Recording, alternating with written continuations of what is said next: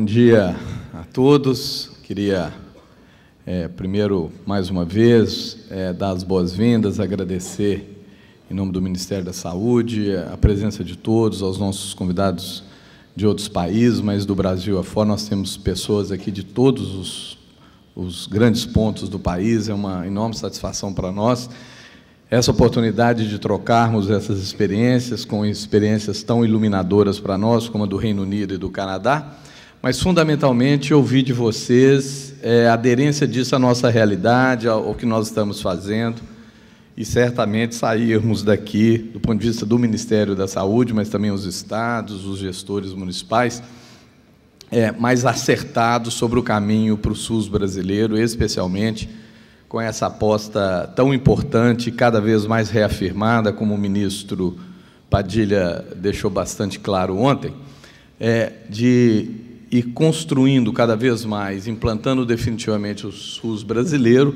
a partir da valorização cada vez mais da atenção básica. Então, é nesse sentido que a gente fica muito satisfeito de estar podendo fazer essa troca tão densa de experiências e apresentar de forma muito rápida, no tempo que a gente tem para propiciar as perguntas e o debate, enriquecer isso bastante.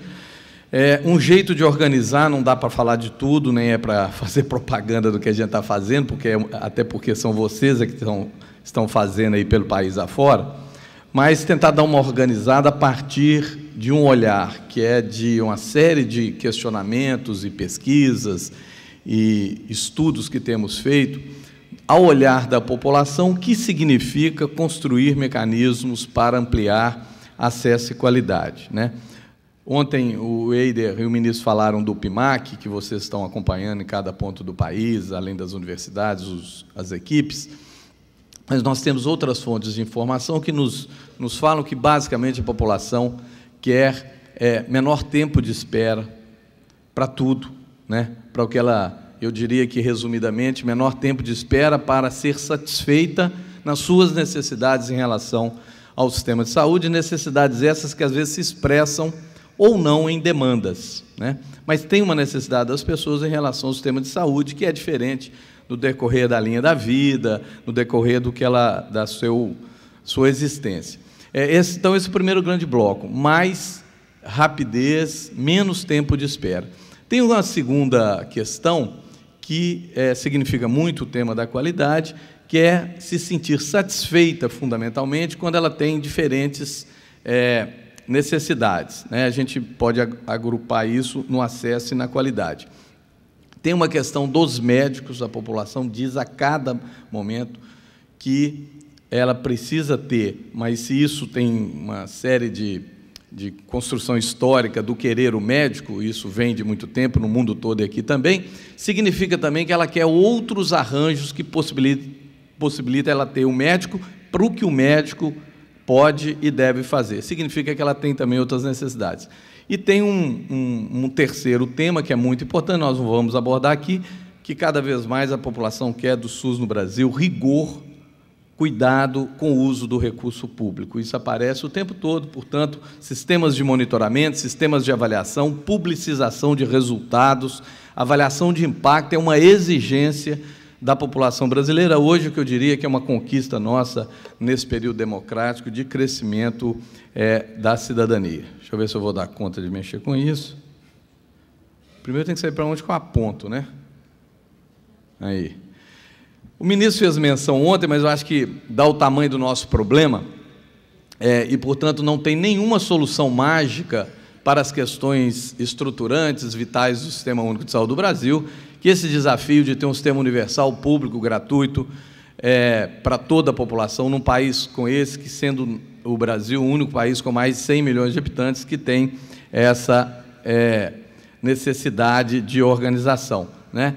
Nós temos, também não vou ficar aqui repetindo, vocês são os produtores, autores e atores dessa montanha de ação, né?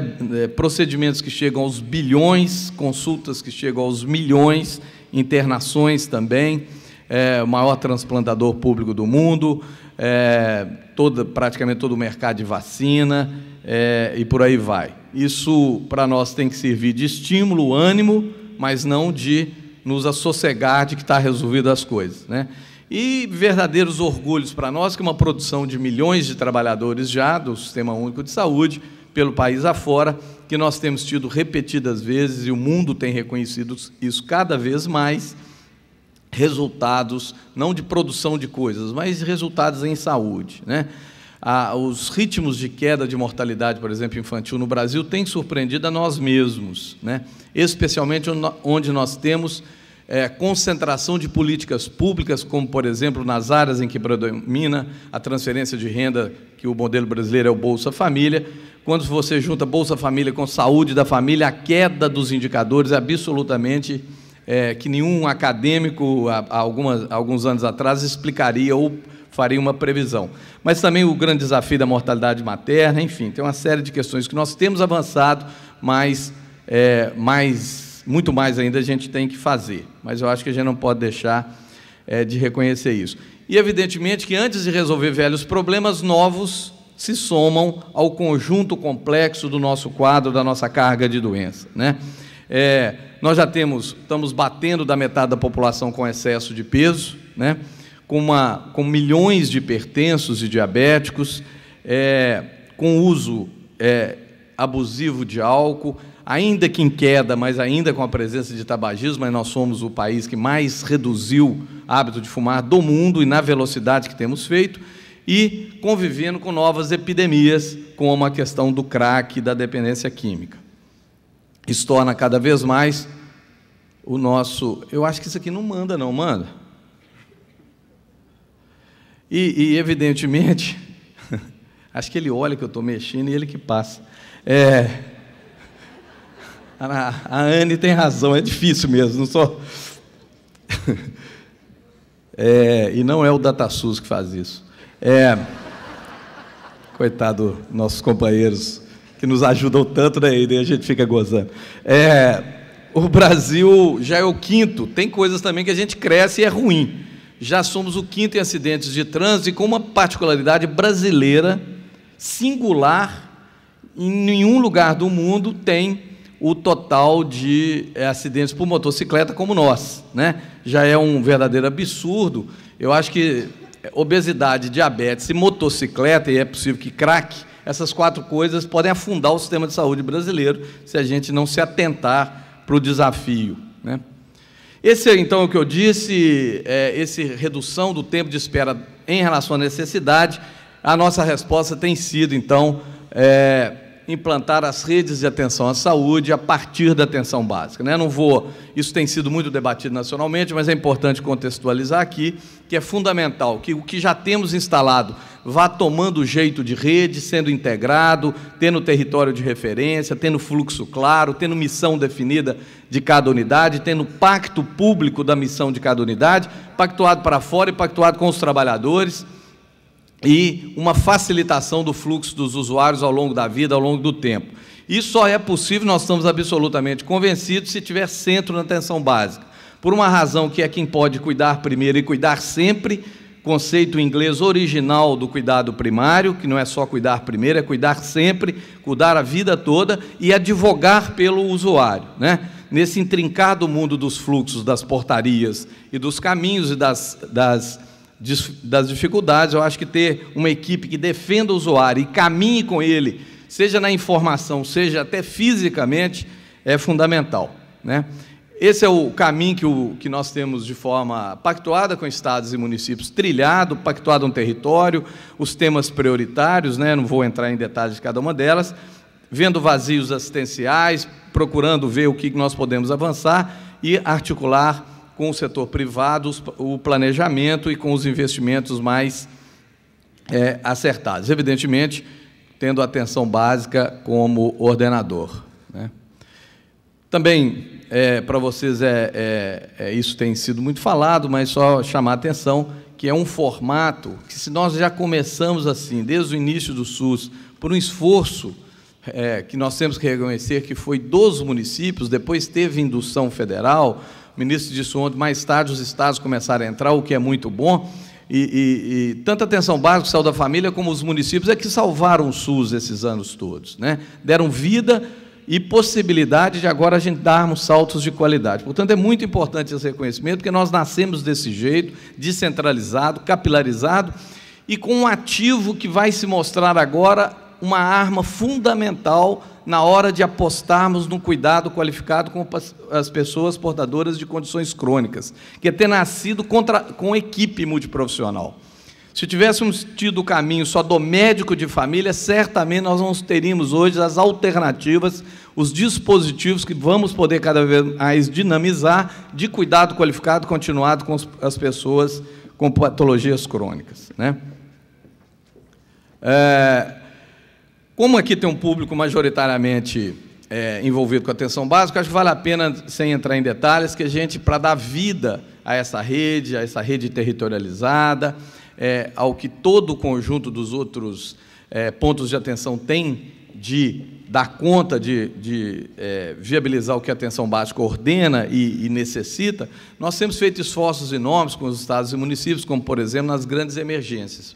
Porque se também a gente ficar o tempo todo sendo atacado publicamente pelo desastre que são ainda as nossas portas de emergência, essas cenas horrorosas de maca, de gente no chão, não tem dado positivo que nos legitime perante a população. Portanto, é muito importante, ainda que o centro seja atuação em todo o sistema e na atenção básica, que a gente vá atacando pontos muito críticos do sistema, e as 40, 50 grandes emergências do país é um ponto que nós temos através desse programa do SOS Emergência, né? Claro que também cuidar de pessoas que às vezes não podem ser atendidas durante o dia, de segunda a sexta, e o esforço de ter atividade final de semana, horário ampliado, equipes de referência, telefone, telesaúde, entra nisso. Mas, certamente, pontos de atenção contínuos, de cuidado contínuo, 24 horas, sábado, domingo, de noite, feriados, mas com desenho lógico, não competitivo, não predatório com a atenção básica, que é o esforço que nós estamos fazendo com o redesenho das UPAs, é fundamental para que a gente tenha também legitimidade junto à população. Dentro de uma ideia de rede, essa é o desenho, acho que quase todos vocês já conhecem, tanto que nós falamos isso pelo país afora, da rede de urgência, né, o Saúde Toda Hora, com os vários pontos de atenção regulado, com SAMU, pré-hospitalar, pronto atendimento, unidades especializadas para AVC, infarto agudo, enfim, atenção domiciliar, que é outro dispositivo que no Brasil nós temos toda a condição,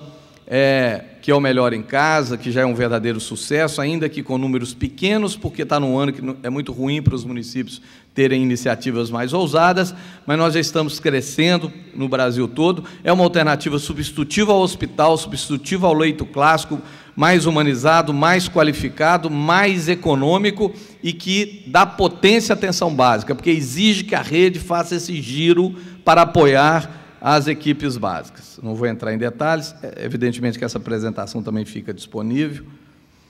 Nós temos aí já algumas centenas de equipes de atenção domiciliar. E, é claro, por razão epidemiológica, investindo, já que nosso recurso é limitado e é necessário priorizar, em algumas ações definidoras de redução de mortalidade, de melhoria de redução de sequela e, portanto, de qualidade de vida, na questão de medicamentos mais avançados para infarto e para acidente vascular cerebral, desde que dentro de rede, desde regulado. Também outro desafio enorme, quem está nos centros de saúde, nas unidades básicas, sabe a pressão dos usuários que estão na fila das cirurgias eletivas. Isso nós temos feito um esforço com os estados e municípios para crescer isso, né? E, evidentemente, eu também não vou vai ser objeto de discussão mais aprofundada em vários espaços aqui, essa questão do monitoramento da qualidade, do monitoramento, do atendimento e do resultado em saúde. O Eider teve a oportunidade ontem de apresentar alguns dos indicadores, são muitos, né, que vocês estão trabalhando com eles, e eles são, como regra, muito positivos. E nós estamos cada vez mais claro que o que escapa do ambiente físico da atenção básica é que tem tido avaliação pior, ou seja, o que você precisa da especialidade, do apoio diagnóstico, do apoio terapêutico, da estrutura hospitalar ou de urgência, isso é que tem dado potência reduzida em alguns aspectos na atenção básica. Portanto, nos cabe, a partir desses indicadores, território a território, fazer o melhor diagnóstico da expansão da atenção especializada. Não qualquer atenção especializada, não uma proliferação de procedimentos da tabela do SUS, mas foco em que é necessário naquele território, naquela região, a partir da demanda, da necessidade da atenção básica. Essa é uma inovação importante de organizar a atenção especializada. Portanto, nós estamos preparando para 2013, em início de formulação na SAS e para negociar com os estados e municípios, uma intensificação em 3 caminhos, para que a atenção especializada possa cada vez mais potencializar em qualidade e quantidade o que se pode fazer na atenção básica. Primeiro, a questão dos núcleos de apoio à saúde da família, né? Nós já crescemos muito do ano passado para cá com as mudanças nos NASF, mas nós vamos agora dar um incentivo, como fizemos com o PIMAC, além de crescer, do ponto de vista da sustentabilidade, o recurso federal para os núcleos de apoio à saúde da família, criando, inclusive, outras tipologias para todos os municípios brasileiros, que é a forma de adensarmos equipes e tecnologia de cuidado a todos os municípios, principalmente a imensa maioria que são pequenos, são os NASF, né? Sem precisar de estruturas clássicas de especialidade. E, além disso, vamos propor um PIMAC dos NASF, ou seja, um processo de qualificação e monitoramento dos NASF com, evidentemente, muito mais recursos financeiros. E a outra questão é o esforço para as doenças crônicas. Além da questão do câncer, a linha de cuidado à obesidade e a linha de cuidado reno-cardiovascular, que pega o grosso das doenças crônicas, principalmente tendo como ou doença instalada ou fator de risco, obesidade, diabetes e hipertensão. Isso é a grande massa de pessoas que têm necessidade de cuidado continuado. Portanto, o que nós vamos propor de mudança na chamada média complexidade, no apoio diagnóstico, vai ser muito focado nisso, mas ordenado a partir da atenção básica. E outras tecnologias, nós vimos aí já, tanto no Reino Unido quanto no Canadá, dispositivos que nós estamos estudando também, finalizando uma proposta que significa interação cada vez mais com sites de relacionamento, uso de celular para isso, contatos telefônicos, para que a gente tenha um monitoramento de casos mais complexos e de massa de portadores de fator de risco.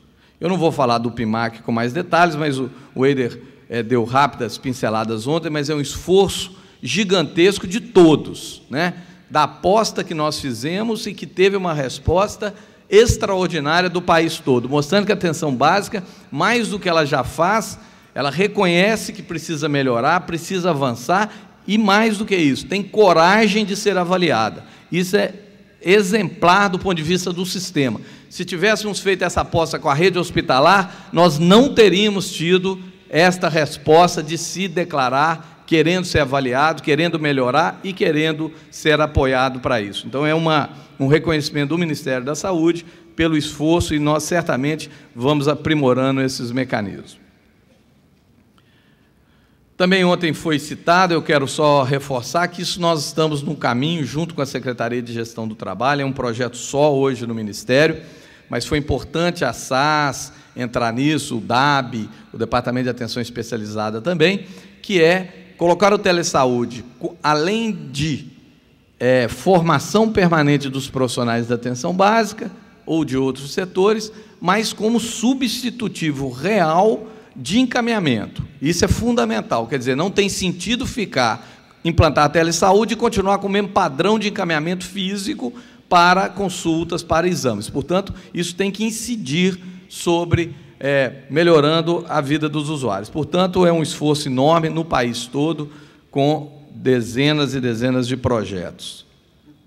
Quero dizer que também, em articulação com outros setores, nesse caso com a educação e com a assistência social, é outro patrimônio do SUS brasileiro, procurar trabalhar integrado, e isso é a atenção básica que sabe fazer.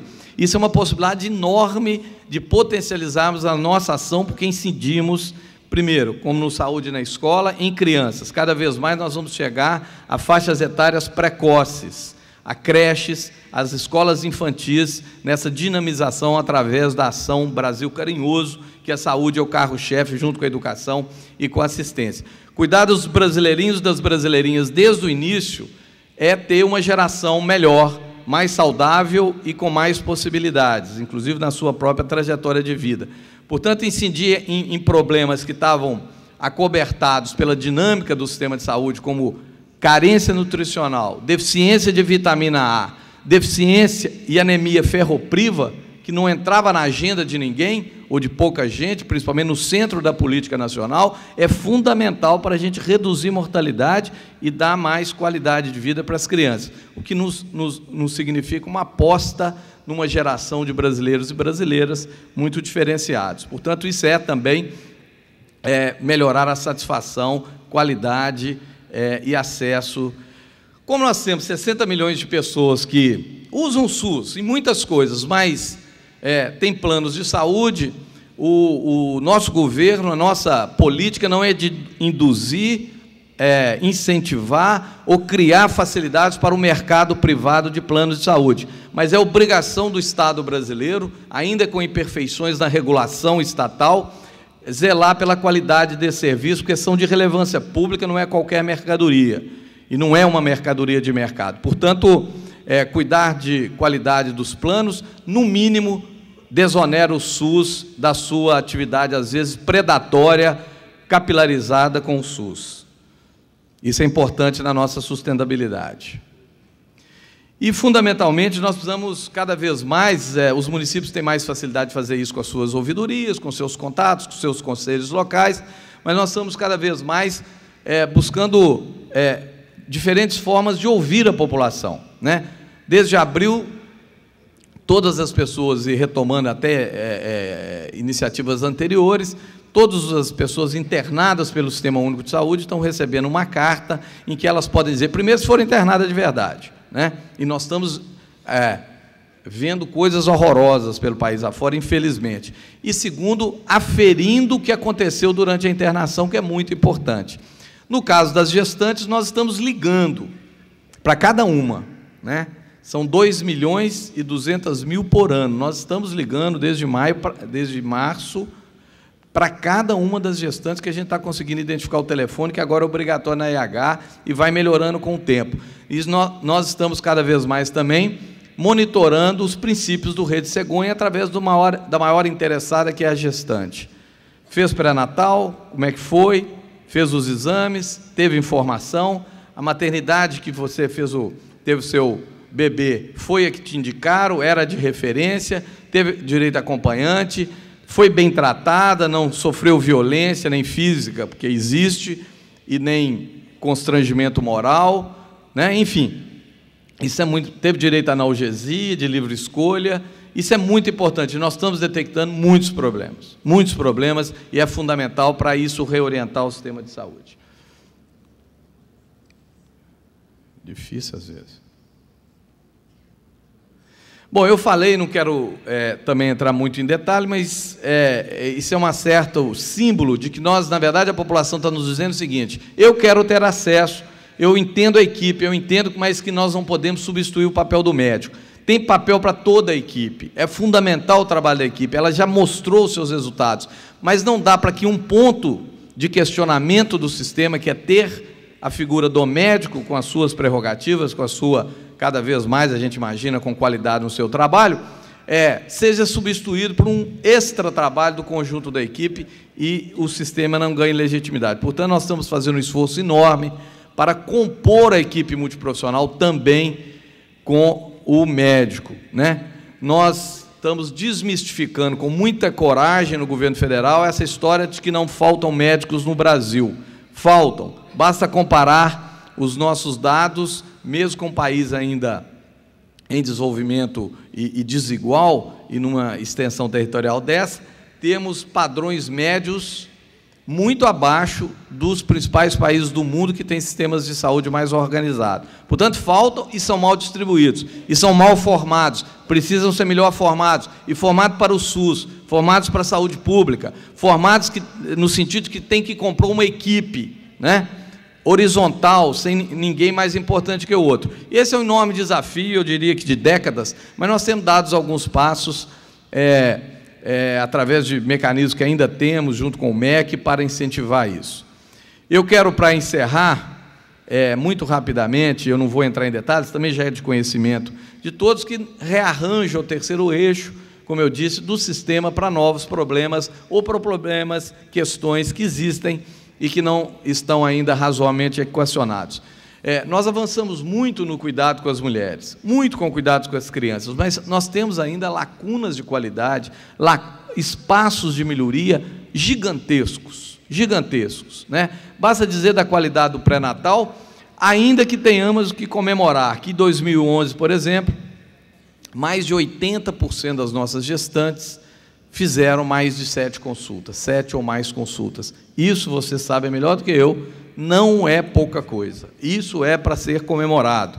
Nos permite agora pensar na qualidade de cada consulta dessa, do resultado desse conjunto de esforços continuados no pré-natal, do apoio financeiro que os municípios precisam para dar conta dos exames. Então, a gente vai começando a focar melhor o problema, dar referência para a maternidade, que não pode ser a 400 quilômetros de distância, que não pode ter a porta fechada porque não tem anestesista, ou que o obstetra foi embora à noite, finais de semana, como a gente ainda vê, e sobrecarrega a única maternidade, às vezes, do Estado, que está na capital. Isso não é correto do ponto de vista das nossas apostas. Portanto, nós ainda temos um longo caminho a percorrer aí no bom cuidado com a mulher, desde o planejamento familiar, do direito à questão reprodutiva, as opções que ela tem que ter, a informação e depois ao bebê nos primeiros meses de vida, nos primeiros anos de vida. E tratando cada vez mais, que é o nosso caminho, como problema do Estado brasileiro, o tema da morte materna, evidentemente, junto com estados e municípios. Esse não sai não, viu? Saiu. Também é o formato de organização da rede, né? Com alguns dispositivos novos que a gente tem tido, a ambulancinha. Ela é bonitinha, que ela estaciona. Mas não tem ninguém na rua, né? Senão ela teria atropelado ali. Ela estaciona na casa da gestante, que para a gente lembrar que é um dispositivo novo, muito bacana, já existe no Brasil, em vários lugares, a casa da gestante, bebê e puérpera, né? Além dos centros de parto normal, das maternidades de risco, enfim, várias coisas que vocês têm.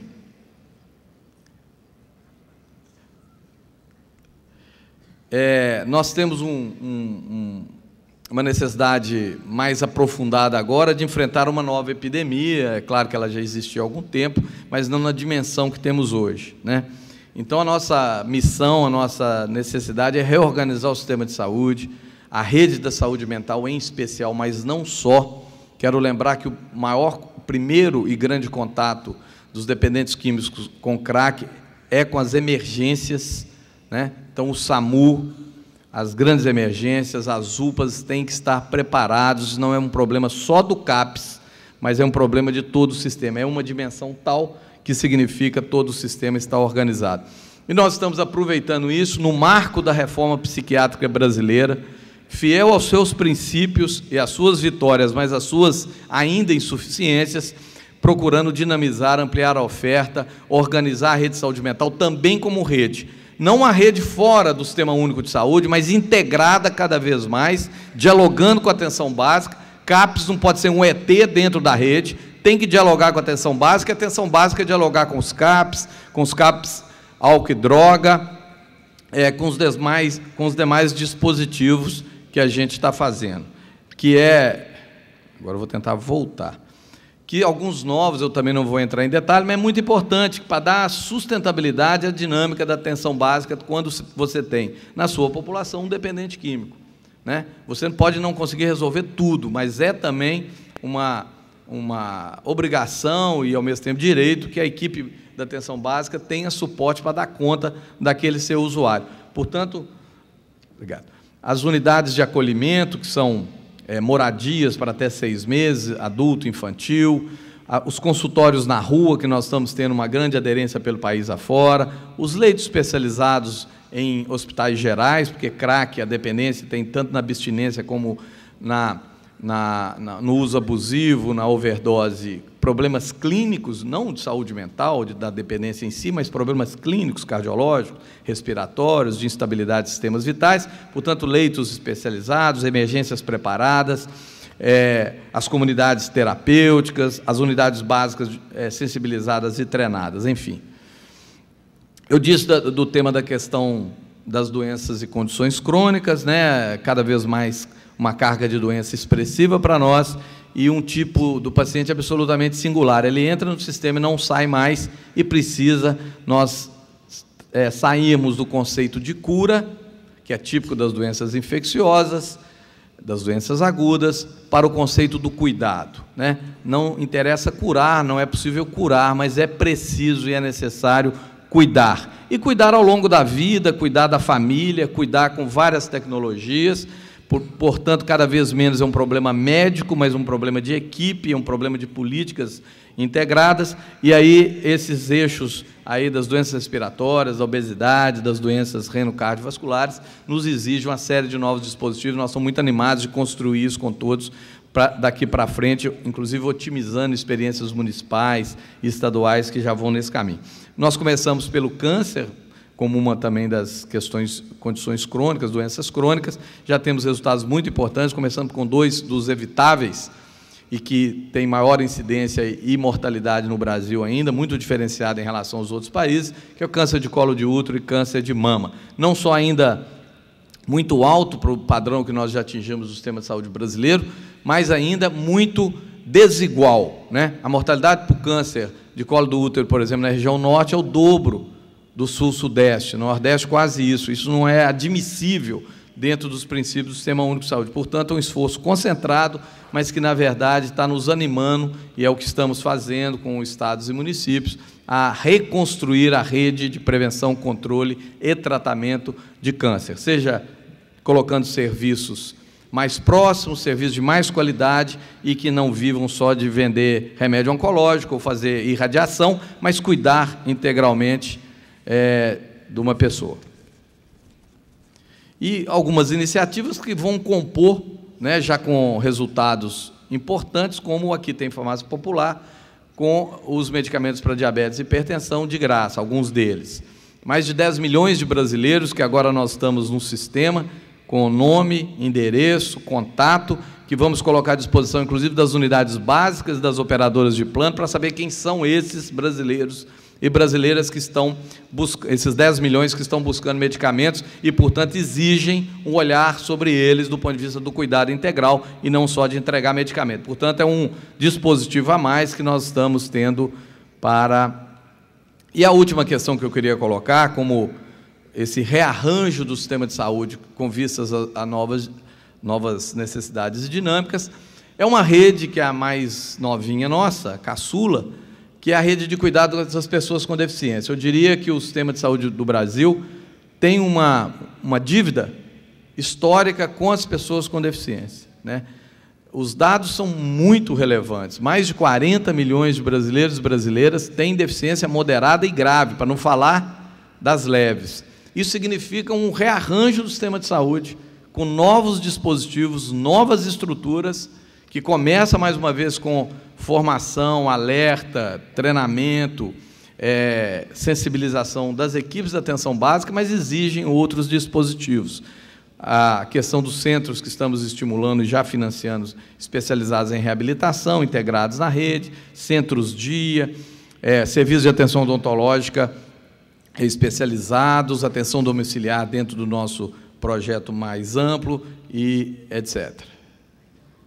Também só o desenho mais gráfico da rede, diversas entradas. O mundo da assistência social é fundamental para isso, da educação, a questão da inclusão na escola, e aí nós temos vários dispositivos. Quase todos os estados já estão construindo seus grupos condutores para esse projeto, o que vai dar uma dinâmica nova e muito necessária do ponto de vista do direito à saúde. Doutor Eduardo, eu estou encerrando, se eu conseguir passar isso aqui, então, senão eu vou ficar aqui. E, para nosso mais recente orgulho do SUS, nós queremos também ir muito copiando, né, e tornando uma política nacional sustentável, a partir de iniciativas municipais de vários municípios brasileiros, as academias da saúde, que, mais do que dar oportunidade de ter um espaço para toda a população, gratuitamente, ter orientação nutricional, ter atividade física monitorada, se interessar pela sua saúde e se integrar, conhecer o sistema de saúde, nós temos a oportunidade de fazer um movimento, e é o que está acontecendo em muitos municípios, que isso está gerando movimentos entre os usuários. Às vezes eles se unem aos usuários da saúde mental e fazem movimentos pela cidade. Na verdade, uma onda cada vez maior, são em curso de alguma etapa de construção mais de 2.400 academias de saúde que nós estamos financiando pelo país afora. Inclusive fazendo uma coisa impensável há uns anos atrás, que é usando emenda parlamentar, não para hospital ou equipamento, mas para a academia da saúde. Eu acho que é um amadurecimento do parlamento brasileiro e do sistema de saúde. E outras questões, evidentemente, que a gente vai ter que atacar o tempo todo, no conjunto das necessidades de saúde, enfocando prevenção. E, para dar apenas um exemplo, são inúmeros, vocês sabem muito bem, como essa questão do acompanhamento das condicionalidades do Bolsa Família, que é para nós também um orgulho muito grande, precisa ser aperfeiçoado, precisa ser melhorado, tem diferenças de um lugar para o outro, mas é fundamental que o SUS cada vez mais entenda que ele é produto, mas ele é produtor de política intersetorial. Nesse caso, de mãozinhas dadas com a educação e com a assistência, em igualdade de condição, sem ninguém mais importante que o outro, cuidar de quem está no extrato mais pobre da população, que tem mais chance de ter risco de morte ou de perda de condição de saúde. Portanto, é um público que exige mais cuidado, mais vigilância e mais apoio, principalmente quando não cumpre uma das condicionalidades, né? É um alerta para nós de que essa família, esta pessoa, tem que estar no nosso radar permanente, e aí nos exige, inclusive, sistemas de informação mais sofisticados.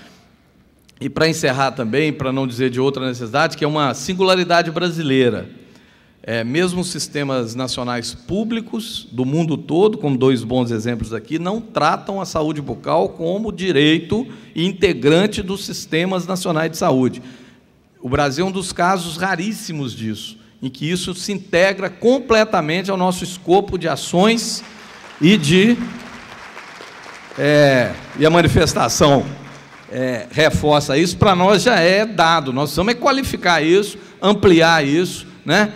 E não é à toa que, além do que foi ontem colocado, do aumento que fizemos, do reconhecimento já atrasado, de necessidade de financiamento adicional para os CELs, nós vamos fazer, além do CEL universitário, o PIMAC-CEL para 2013, né? Avaliando qualidade, avaliando resultado e, evidentemente, remunerando pelos resultados. Portanto, vai ser uma etapa nova na saúde bucal brasileira, reconhecendo os avanços de todos esses anos, dos seus trabalhadores, dos seus gestores e das universidades. Isso aí são dados que ficam à disposição depois. Acho que isso é um problema de pilha, viu?